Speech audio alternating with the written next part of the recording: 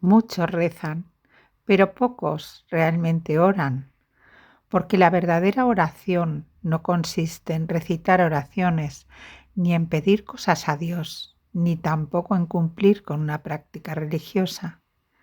La oración auténtica nace de la unión con Dios y es obra del Espíritu Santo en nosotros. Pero, ¿te has preguntado si le permites al Espíritu Santo obrar en ti? Hoy hablaremos de todo aquello que nos ayuda o nos dificulta la oración y de cómo tener ese encuentro personal con aquel que tanto nos ama. Si tienes sed de Dios, quédate. Querida Madre, nadie como tú ha vivido en esa profundidad de la intimidad con Dios. Tómanos de la mano y llévanos con el Espíritu Santo por ese camino, para que nosotros descubramos lo que es vivir con Cristo, tu amado Hijo. La oración es comunicarse con Dios. Es un encuentro íntimo y personal. ¿Por qué? Pues porque Dios es personal. Nuestro Dios, eh, Padre, Hijo y Espíritu Santo, son tres personas en un solo Dios. Y con ellos se tiene una relación personal. No es una energía, ¿eh? Es una persona. Y esta oración se hace en un diálogo íntimo, en un diálogo que puede realizarse con palabras o incluso sin ellas y que pues se hace con aquel que nosotros sabemos que nos ama.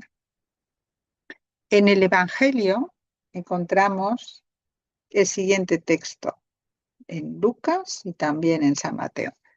Dice, pedid y se os dará. Buscad y hallaréis. Llamad y se os abrirá. Cuando se empieza esa relación con Dios, pues la gente empieza, pues eso, pidiendo. Y hay que pedir con mucha confianza. Pero luego nos dice, buscad y hallaréis.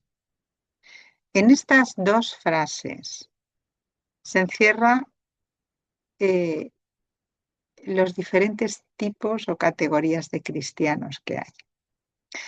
Y eso os lo voy a ilustrar pues con una parábola que creo que nos ayudará a entender la profundidad de este tema. Imaginemos una pareja que se casa. Él es multimillonario, pero multimillonario. Y ella es una mujer que ha buscado ese marido por el dinero. Es una persona que ha ido directamente por el dinero. Esa pareja tiene tres hijos y ella llega a un momento que dice, yo me voy a divorciar, voy a sacar de este matrimonio que he tenido con este hombre una buena tajada, porque voy a sacar una pensión tremenda y me voy a dedicar a vivir como una reina y dejo a este. Coge a los tres hijos y se va. ¿Y qué pasa? Pues esos tres hijos van creciendo y van creciendo con los comentarios que la madre hace de ese padre. Entonces, cuando esos hijos son más mayores, ¿qué ocurre? Pues que, bueno, hay uno que dice, mira, mi madre ya me ha hablado de mi padre, la verdad es que no tengo ningún interés en conocerlo. Lo que sí me va bien es que cuando yo le pido algo, me lo da y ya me está bien así. O sea, algunas veces pues le pido algo y no me lo da, porque el padre obviamente cuando ve que lo que le están pidiendo no es lo adecuado, pues no lo da. Pero este hijo no tiene interés adicional en conocer a su padre. Es hijo del padre, pero no se comporta como hijo. ¿Mm? Tiene una relación súper lejana y, y su relación se convierte en eso, pedir y se acaba. Hay un segundo hijo que dice, hombre, pues yo voy a indagar porque quiero saber de mi padre, a ver exactamente quién es, cómo hace. mm, Bueno, saber, saber mm, cómo es mi padre. Entonces, este hijo, que también tiene una relación con él, que le pide, y el padre le da y tal, pues dice, bueno, oye, yo voy a verle. Va a verle, se conocen y tal, muy bien. Bueno, ya ha sabido un poco más de él. Previamente ya se había informado él, pues por internet, pues qué es lo que decía del padre y tal, porque claro, al ser una persona tan sumamente rica, pues hay información. Y bueno, ya le está bien, o sea, de uvas a peras, va a verle, pero realmente no entabla una relación eh, que no sea interesada. ¿Me explico? O sea, ahí esa relación realmente no es como debiera ser una relación entre padre e hijo. Y luego está el tercero, que este dice, mira, yo quiero conocer a mi padre. ¿Eh? Me habéis hablado del padre y tal, dicen esto, pero oye, yo soy hijo de él y quiero conocerle. Entonces va a ver al padre y empieza a entablar una relación muy estrecha con el padre, empieza a conocerlo, se da cuenta de que es una persona extraordinaria y eh, cada vez tiene una relación más estrecha, más estrecha, más estrecha. ¿Qué pasa? El padre tiene 3 hijos, ¿eh? Y se ocupa de esos hijos, pero no quiere interferir en la vida de los hijos. ¿Me explico? Entonces, el, hay uno que no tiene ningún interés con él, salvo pues lo que le pueda proporcionar, pues esas cosas que a lo mejor le interesan tener, y se las pide al padre, se las compra al padre, le va fenomenal. El otro, pues, conoce algo del padre, pero en el fondo no hay mucho más de diferencia. O sea, la diferencia es muy escasa. Eh, y luego tiene el tercero, que al padre se le cae la baba con el tercero, porque realmente es el único que se comporta como hijo. Es el único que tiene una relación de confianza total con él, es el único que ha querido realmente conocerle y que para conocerle se ha tenido que acercar a él, se ha tenido que desplazar, ha tenido que dejar sus cosas para ir hacia ese padre y conocerle. Bueno, pues esas son las 3 categorías de cristiano.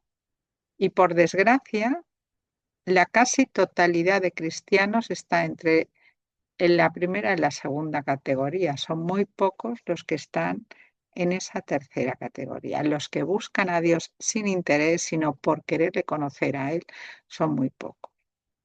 Entonces, hemos de pensar, pues, cómo nos planteamos nuestra relación con Dios, eh, cómo nos la hemos planteado hasta ahora y cómo nos la queremos plantear de ahora en adelante, porque realmente es un Padre maravilloso. Es un Padre amoroso, es un Padre que se ha entregado por entero a nosotros. Entonces, a nosotros nos queda, pues, decidirnos.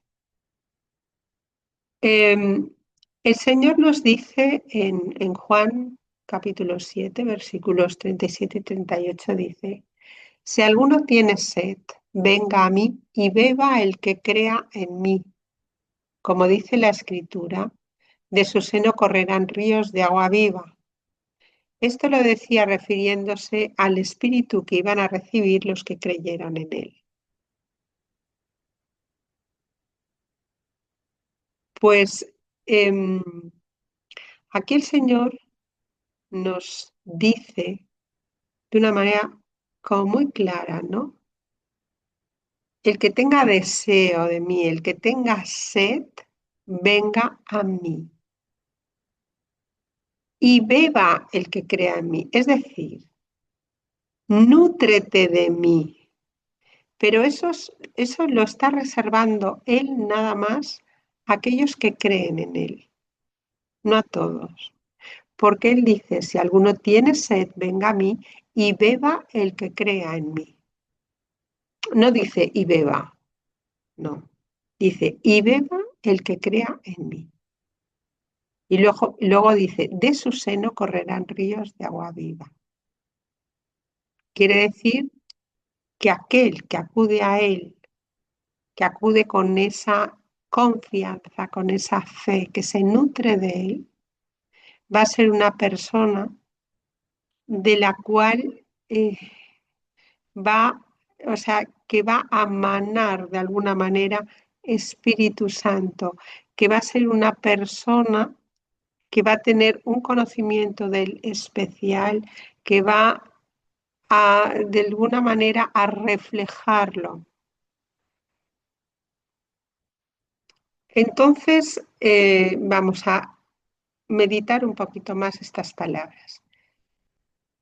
Como decíamos, tener sed es tener deseo de Dios, ¿vale?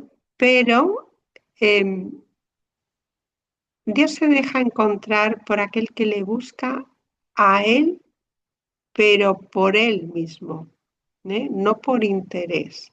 Es decir, el que busca a Dios con un corazón sincero. Y como ya hemos dicho antes, cuanto más deseemos a Dios, más rápidamente se va a dejar encontrar y más rápidamente vamos a establecer esa relación íntima y personal con Él. Entonces, el Señor nos dice en Juan 17:3, dice, esta es la vida eterna, que te conozcan a ti, el único Dios verdadero y al que tú has enviado, Jesucristo. Es decir, nos está diciendo que la vida eterna es conocimiento de Dios. ¿Y de qué vida eterna está hablando? Obviamente no está hablando de la vida eterna una vez nosotros hemos muerto y estamos en el cielo, porque allí obviamente vamos a conocer a Dios. Se está refiriendo a que ese conocimiento de Dios es vida eterna para nosotros aquí, es vida de cielo aquí en la tierra. ¿Qué pasa? Que si nosotros queremos conocer a alguien, le hemos de dedicar tiempo. Cuando uno de nosotros pues conoció al que hoy en día es su pareja, pues quiso dedicarle mucho tiempo porque tenía que conocer a aquella persona que para él era alguien muy especial. Pues con Dios pasa igual. Hemos de dedicarle mucho tiempo. Estoy poniendo mucho tiempo porque es mucho tiempo. O sea, nosotros no podemos llevar nuestra vida de siempre y tal. Y ahora, el ratito este que tengo, te lo dedico a ti. No. Dios tiene que formar parte de nuestras vidas en todo. Y hemos de dedicarle un tiempo exclusivo para Él, porque se lo merece, porque Él nos ha creado para Él, no para nosotros. Nosotros somos criaturas que hemos sido creadas para Dios. No hemos sido creados para nosotros mismos. Entonces, Él nos dice, venga a mí, y ese venga a mí es un encuentro íntimo y personal con Él. ¿eh? Y cuando vamos a Él tenemos que ir a suplicar, a interceder, a entregarnos, a alabarle, a bendecirle, a reparar, a adorar. Dios se revela al alma permitiéndole profundizar en ese conocimiento, en el conocimiento de Él y por contraste en el conocimiento propio. Cuando uno va conociendo más a Dios, se va conociendo más a sí mismo, porque viendo cómo es Dios, por contraste, se va viendo Él tal cual es. Y en esa corriente nace ese profundo amor. Esa intimidad y esa soledad y silencio, porque en la intimidad nada más, o sea, estar en intimidad requiere soledad y silencio, el Señor en Mateo nos dice pues cómo ha de ser para orar. Dice, tú en cambio, cuando vayas a orar, entra en tu aposento y después de cerrar la puerta, ora a tu Padre que está allí en lo secreto, y tu Padre que ve en lo secreto te recompensará. Estas palabras que muchas veces se interpretan a nivel material son palabras que hablan de la vida en el espíritu. Es decir, Dios aquí nos está diciendo que cuando vayamos a orar, entremos en un aposento que tenemos en medio de nosotros mismos, donde Él habita. ¿Os acordaréis de ese castillo interior del cual habla Santa Teresa? Pues en medio de ese castillo interior está ese aposento, esa estancia especial en la que está Dios. Y es ahí donde nosotros tenemos que entrar. Dice, y después cerrar la puerta. Claro, cuando nosotros entramos en una habitación y cerramos la puerta, ¿para qué es? Pues para aislarnos del ruido y tal. Pues aquí pasa lo mismo, hemos de cerrar la puerta de nuestros sentidos, la puerta de nuestras imaginaciones, la puerta, bueno, imaginaciones, la puerta de esas, pues yo qué sé, esas imágenes que nosotros podemos tener en la mente, de recuerdos, de ruidos, de mil cosas que nos puedan distraer. ¿Y por qué tenemos que hacer eso? Porque en ese silencio y soledad es donde el Espíritu Santo se comunica con nosotros, es donde nosotros vamos a tener esa relación personal con Dios, ya sea el Padre, el Hijo, el Espíritu Santo. Entonces nos sigue diciendo, ora a tu Padre que está allí en lo secreto, y tu Padre que ve en lo secreto te recompensará. Es decir, hemos de orar a Dios en intimidad, es una relación entre Él y nosotros, es como si estuviéramos hablando de la relación entre unos recién casados, eso es de ellos dos, punto y se acabó. Pues la relación con Dios ha de ser de esa intimidad y en lo secreto. Es decir, nosotros lo que no podemos hacer es estar publicando por todas partes lo mucho que oramos, por quién estamos orando, los ayunos que hacemos y todas estas cosas. ¿Por qué? Porque el Padre que ve en lo secreto lo recompensará. Pero si eso no es secreto, no recompensa. El Señor también nos dice en otra lectura que no sepa tu mano derecha lo que hace a la izquierda, refiriéndose a la caridad, a la limosna. Y la intercesión no es caridad, no es una limosna no material, por tanto es aplicable eso. Entonces, este es un tema que lo hemos de tener muy presente porque es una costumbre que ha cogido la gente de ir publicando algo que tiene que quedar en lo secreto. y cómo vamos a amar y a conocer a aquel que sabemos que nos ama, pues ¿cómo lo hemos de hacer? Nos dice San Mateo, dice, al orar no charléis mucho, como los gentiles que se figuran que por su palabrería van a ser escuchados. No seáis como ellos, porque vuestro Padre sabe lo que necesitáis antes de pedírselo. Es decir, la oración, la oración no consiste en hablar mucho.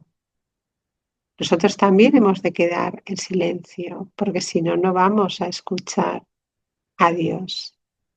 Solamente vamos a hablar nosotros. Y muchas veces la oración no tiene por qué hacerse de palabras. A veces la oración son puros sentimientos. ¿Vale? Entonces, hemos de tener presente que vamos a entablar una relación de amor. Por tanto, hemos de hablar poco, escuchar mucho. Nosotros no sabemos casi nada de Dios, pero Dios lo sabe todo de nosotros. Nosotros vamos a conocerle. Entonces, algo en lo que no se debe caer jamás es en ir a hablar con Dios con una lista de la compra, que eso, por desgracia, es muy habitual. El Señor nos dice, el Padre sabe lo que necesitáis antes de pedírselo. Por tanto, eso lo tenemos que tener presente, porque muchas veces vamos a la oración pensando que Dios no nos conoce, no sabe, sin tener en cuenta que Él es la sabiduría y que sabe muy bien lo que nos conviene. Este es un tema importante a tener presente. Y luego nos dice, beba el que crea en mí. ¿No? En Juan 6, 28-29, el Señor nos dice, la obra de Dios es que creáis en aquel que Él ha enviado. Es decir, lo más importante en nuestra vida es hacer la obra de Dios. Y esa obra de Dios consiste en una sola cosa, que es creer. Estamos muy pendientes de hacer muchas cosas. A veces hacemos muchísimas cosas, pero nos falta ese creer porque no hay en nosotros esa confianza que debería haber. Entonces el Señor nos dice, venga a mí y beba el que crea en mí. Es decir, si nosotros nos acercamos a Dios con verdadera confianza, con la confianza de ese niño que se lanza a los brazos del Padre, ¿eh? Pues nosotros vamos a nutrirnos de Dios, porque vamos a beber de Él, vamos a beber de su costado. Y eso es vital para nosotros porque así como el cuerpo necesita de su alimento, pues el alma también. ¿Y en qué consiste creer? Creer consiste en creerle a Jesús, en hacer vida su palabra. Y esa palabra está en lo que es la segunda alianza. Nosotros estamos muy acostumbrados a situarnos en la primera.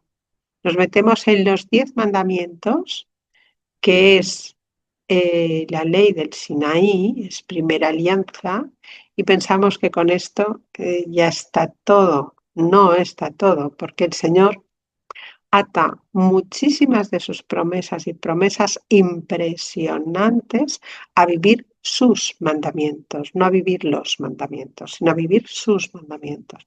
Y esos mandamientos suyos son los que él tiene recogido a lo largo de su predicación. Entonces, una de las cosas que a nosotros nos causa a veces gran sufrimiento o que nos trastocan mucho es la incertidumbre. ¿Qué pasa? En Mateo 6, del 30 al 33, nos dice, Pues si la hierba del campo que hoy es y mañana se echa al horno, Dios la viste, Dios así la viste, no lo hará mucho más con vosotros, hombres de poca fe. No andéis pues preocupados diciendo, ¿qué vamos a comer? ¿Qué vamos a beber? ¿Con qué vamos a vestir?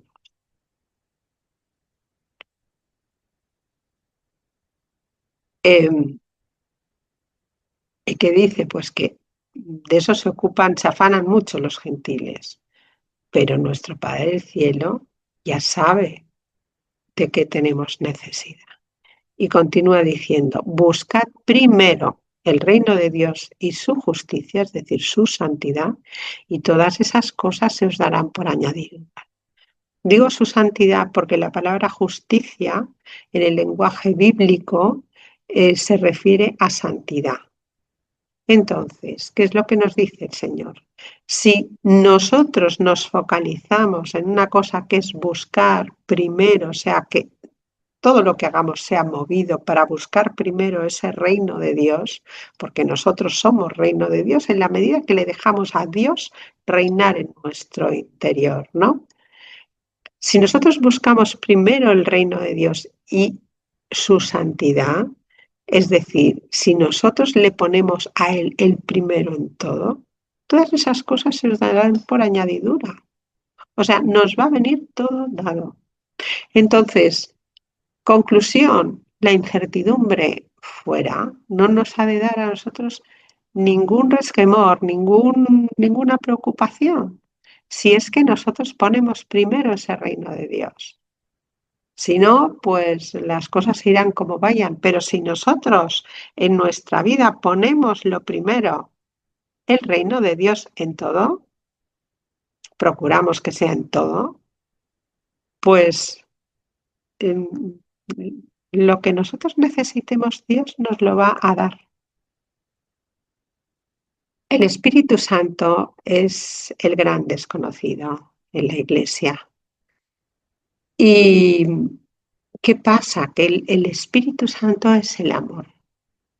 El Espíritu Santo es el amor entre el Padre y el Hijo. Es el que, digamos, contiene el movimiento del Padre de darse totalmente al Hijo cuando Él lo engendra y el movimiento del Hijo de corresponder completamente al Padre.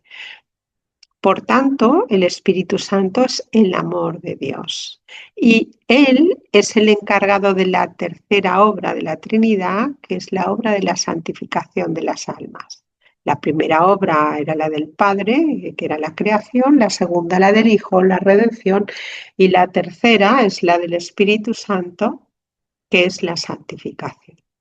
Entonces, el Espíritu Santo es el comunicador y Él nos revela al Padre y al Hijo y nos otorga sus dones y sus carismas. Es el que nos da la gracia, que de alguna manera esa gracia es el mismo, es Espíritu Santo. Entonces, en Lucas 11:13 tenemos lo siguiente, dice, si pues vosotros siendo malos sabéis dar cosas buenas a vuestros hijos, cuanto más el Padre del cielo dará el Espíritu Santo a los que se lo pidan. Es decir, el Espíritu Santo es el que va a realizar la obra de la santificación en nosotros. Es Él. Y el Señor se aseguró muy bien de dejarnos una promesa, y es que el Padre nos dará el Espíritu Santo cuando nosotros lo pidamos. Es decir, si nosotros pedimos el Espíritu Santo, nosotros recibimos el Espíritu Santo. Cuando el Señor se encuentra en el pozo aquel con la samaritana, le dice, si conocieras el don de Dios y quién es el que te dice, dame de beber, tú le habrías pedido a él y él te habría dado agua viva. Es decir, aquí nos reitera esta promesa. Dios nos asegura que siempre que nosotros pidamos el Espíritu Santo, lo vamos a recibir. Y en Juan 14:26 tenemos, pero el Paráclito, el Espíritu Santo que el Padre enviará en mi nombre, os enseñará todo y os recordará todo lo que yo os he dicho. Es decir, además el Espíritu Santo nos va a enseñar todo y nos va a recordar todo. Y además, en el capítulo 16, versículo 13 de San Juan nos dice, cuando venga el Espíritu de la verdad, os guiará hasta la verdad completa. ¿Y quién es la verdad? Jesucristo dice, yo soy el camino, la verdad y la vida. Es decir, el Espíritu Santo nos va a revelar totalmente a Jesucristo. En el capítulo 17, 26 nos dice, yo les he dado a conocer tu nombre, eso se lo dice Jesús al Padre, y se lo seguiré dando a conocer, para que el amor con el que tú me has amado esté en ellos y yo en ellos.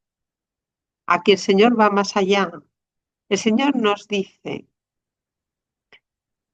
que Él nos ha dado a conocer al Padre y que seguirá dándonos a conocer al Padre. Es decir, Él nos da a conocer a Dios y nos seguirá dando a conocer a ese Dios para que el amor con el que el Padre ama al Hijo esté en nosotros.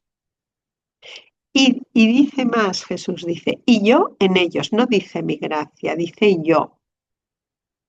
Es decir, la persona de Jesucristo. Por tanto, la oración al Espíritu Santo ha de ser constante en nosotros. Si nosotros queremos conocer a Dios, ¿quién nos va a revelar a Dios? ¿Quién nos va a revelar al Padre? ¿Quién nos va a revelar a Jesucristo? ¿Quién nos va a revelar al propio Espíritu Santo? El Espíritu Santo. Por tanto, la oración al Espíritu Santo debe ser para nosotros casi que un respiro, ha de ser una constante. Y entonces el Señor nos decía, venid a mí.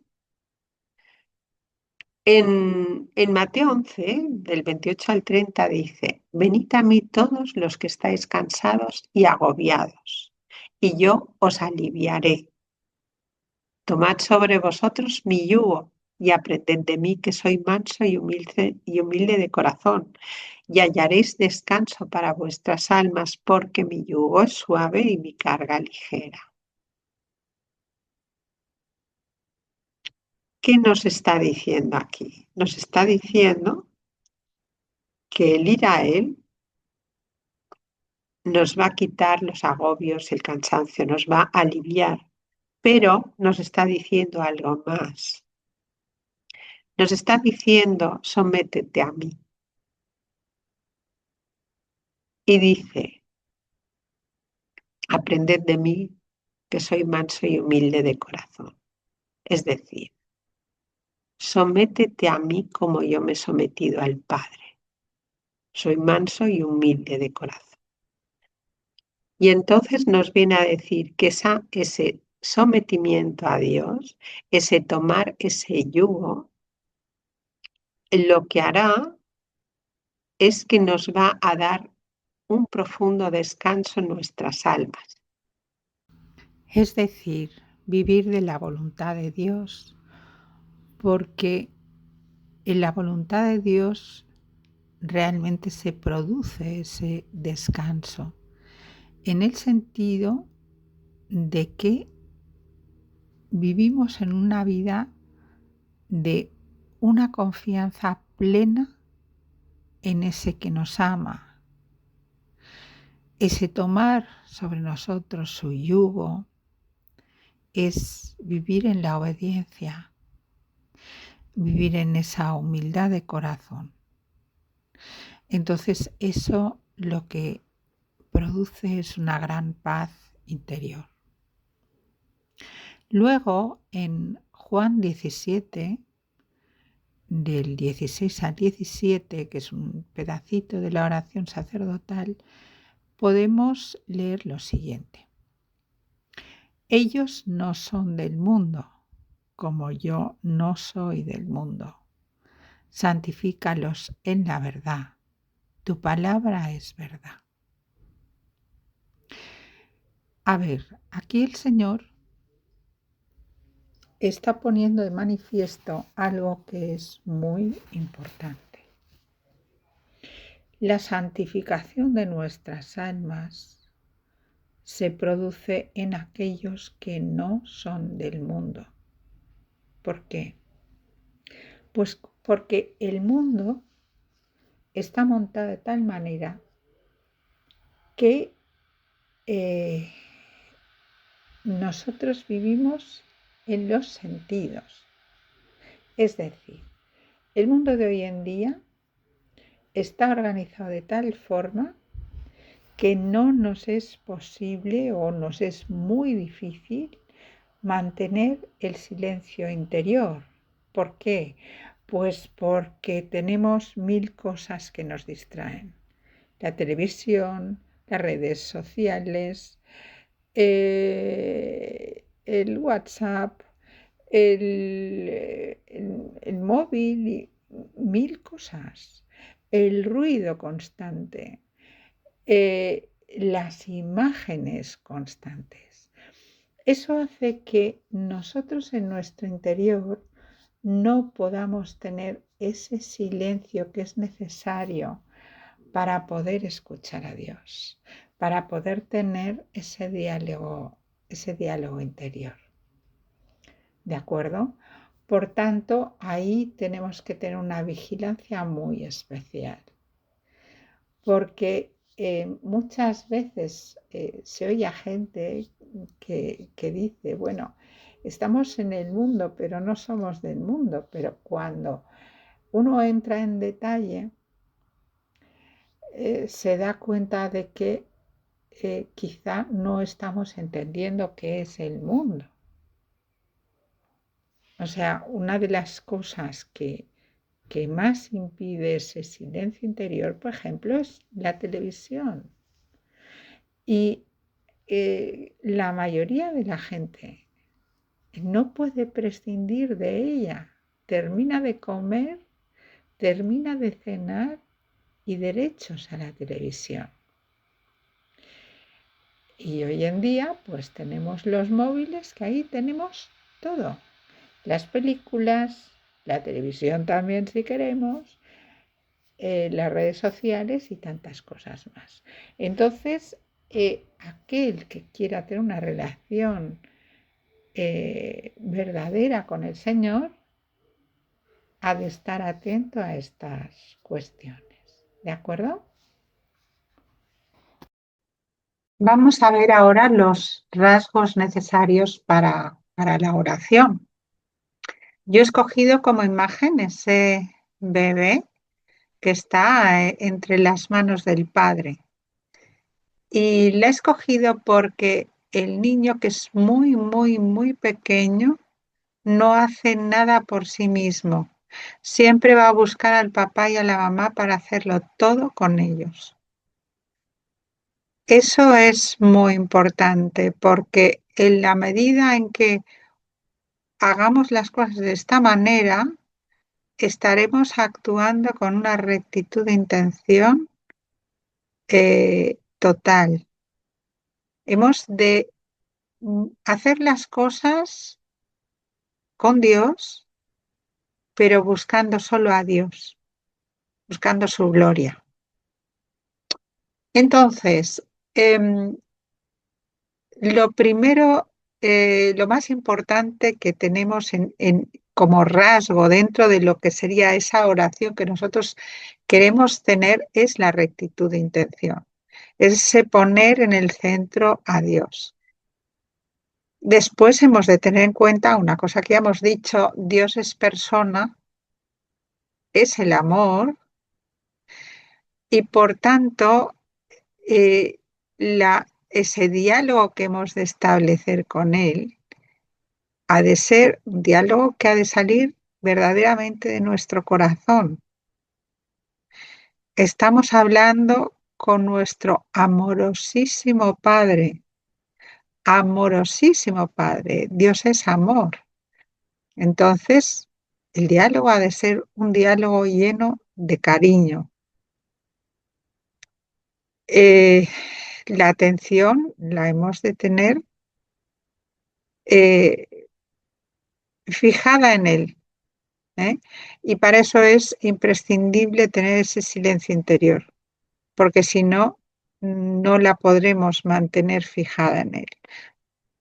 Nuestra oración ha de ser sincera, confiada, humilde, natural. No tienen que haber frases grandilocuentes.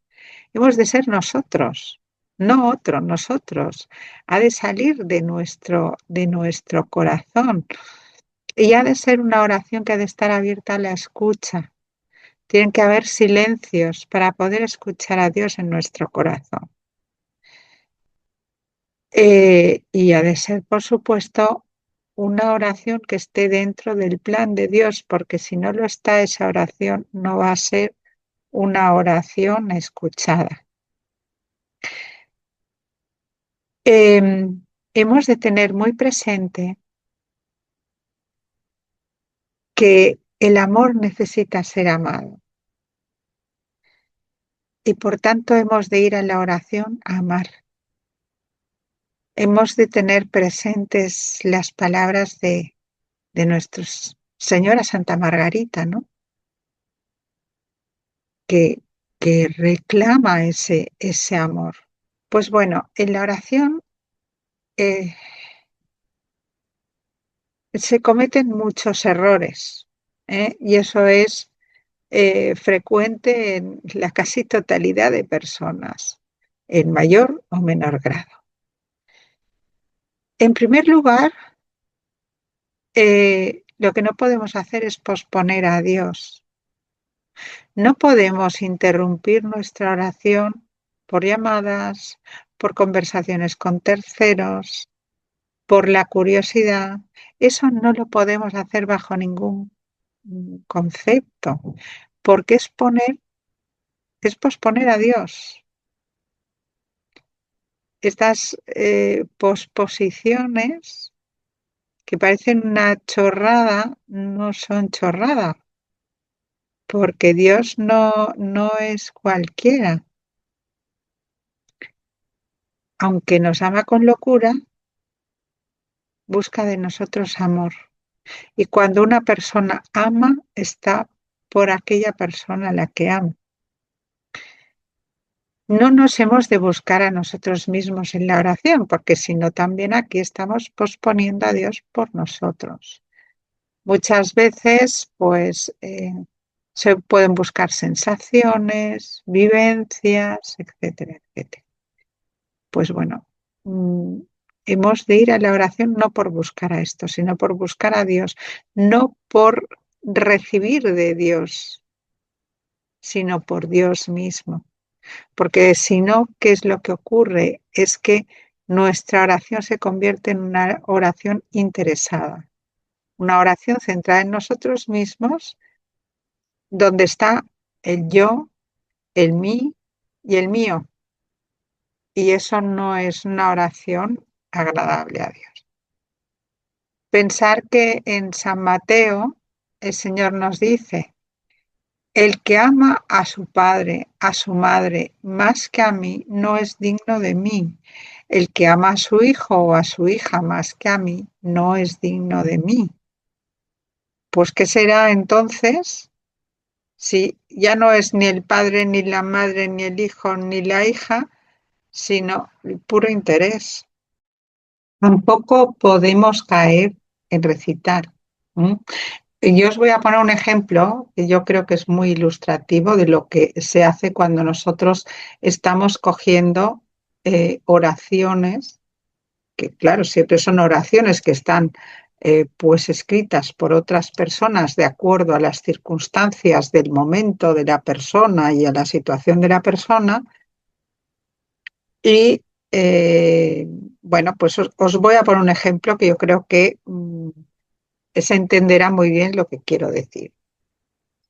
Vamos a imaginar a, a un chico y una chica, pues que se caen bien. El chico invita a la chica un día a salir, y la chica está ilusionada porque le gusta ese chico. Entonces quedan y el chico saca del bolsillo un papel con una poesía preciosa y le, le recita el poema. Y la chica queda prendada. ¡Qué poema! ¡Qué romántico este chico! ¡Qué maravilloso! Bueno, llega a su casa, se lo explica a sus padres. He conocido a un chico, ¿qué tal? Bueno, en fin.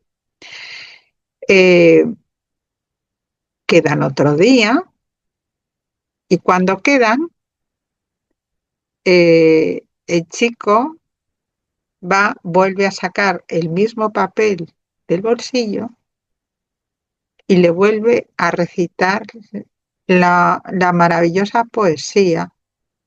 Y la chica dice, bueno, pues está bien, pues mira, ha querido eh, rememorar pues el momento del otro día. Vale, bien. Quedan un tercer día y el chico vuelve a sacar el mismo papel.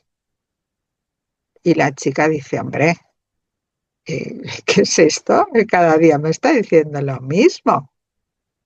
Y al cuarto día la chica ella le dice, mira, eh, mm, no vamos a quedar. ¿Me explico? Claro, nosotros cuando cogemos y recitamos una oración muy bonita, primero hemos de ver si lo que se dice en aquella oración está en línea con nosotros.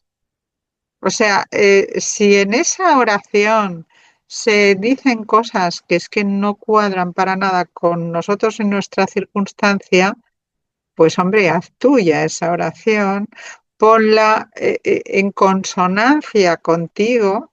A veces, yo qué sé, se prometen cosas que uno no está en condiciones de prometer porque no lo puede cumplir.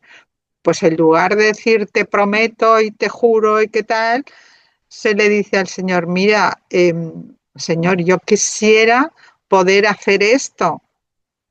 Concédeme tu amor, concédeme lo que, según el caso, ¿no? Para yo poder llegar a esto. Pero uno se tiene que poner en su lugar. O sea, nosotros no podemos andar orando oraciones porque eran de San no sé qué. Hemos de coger esa oración de San no sé qué y hacerla nuestra. ¿De acuerdo?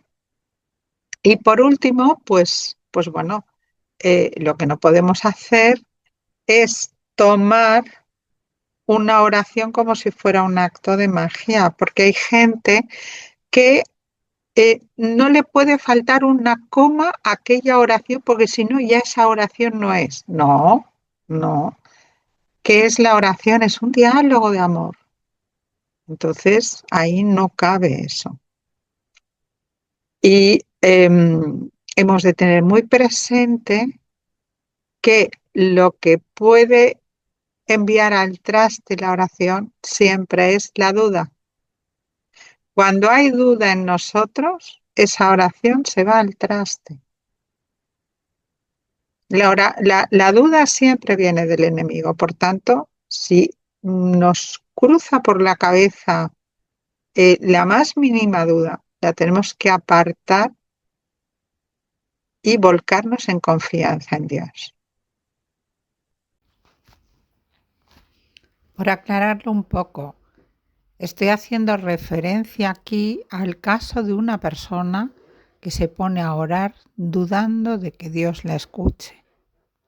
Eso lo hemos de apartar de nuestra mente inmediatamente, porque una oración hecha dudando de Dios es una oración que empieza mal.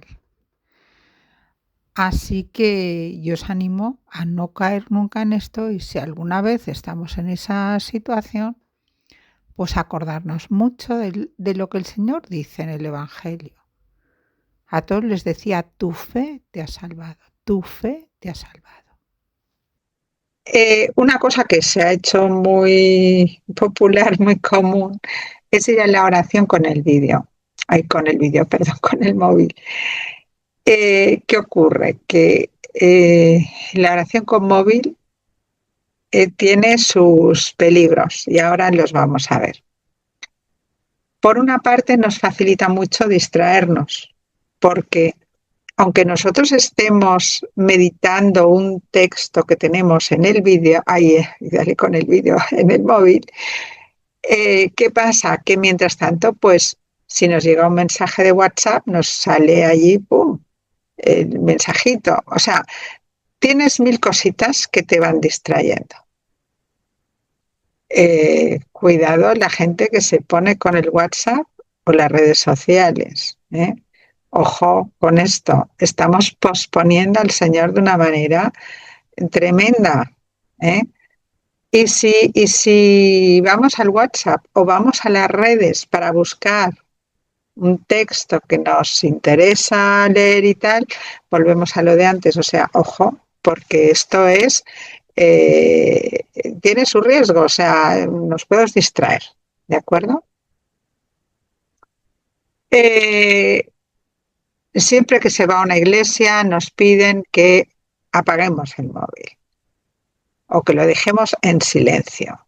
La gente, ¿qué es lo que hace?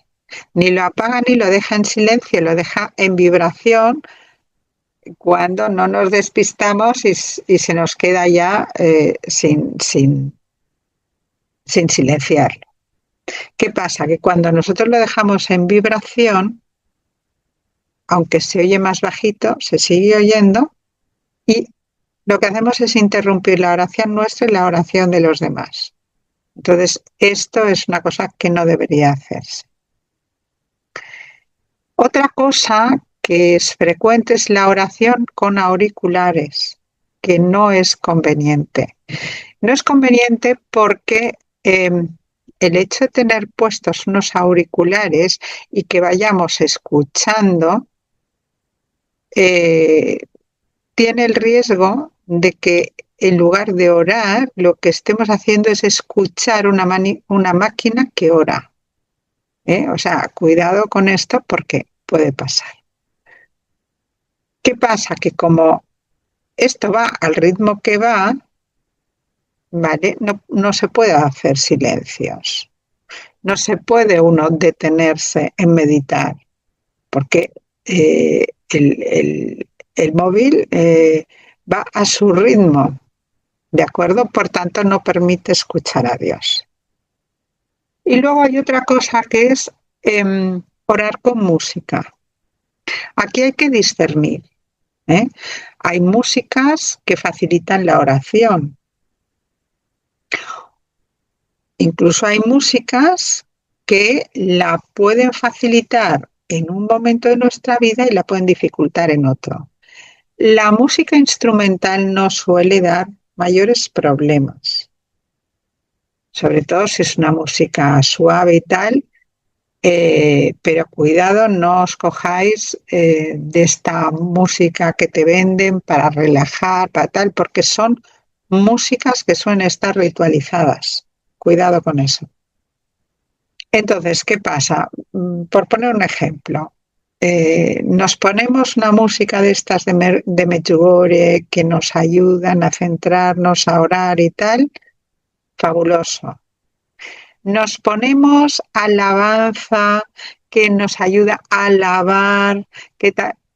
Fabuloso, pero cuidado, porque a veces esta música que en un momento de nuestra vida nos ha ido fabulosa, puede ser que en otro momento de nuestra vida no sea conveniente porque nos impida entrar en una oración más profunda.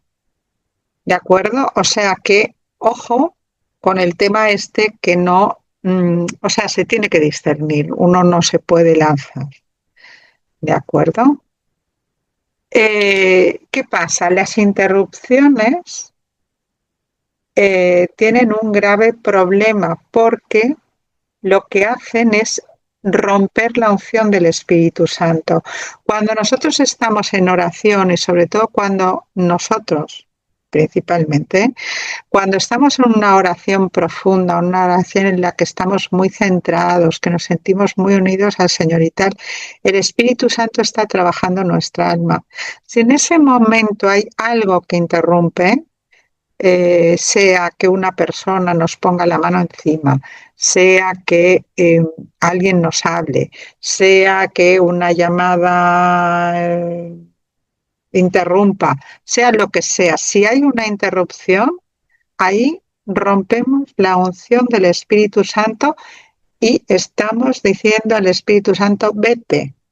Le estamos diciendo, a ver, es una manera de decir, o sea, no le dejamos trabajar. ¿De acuerdo?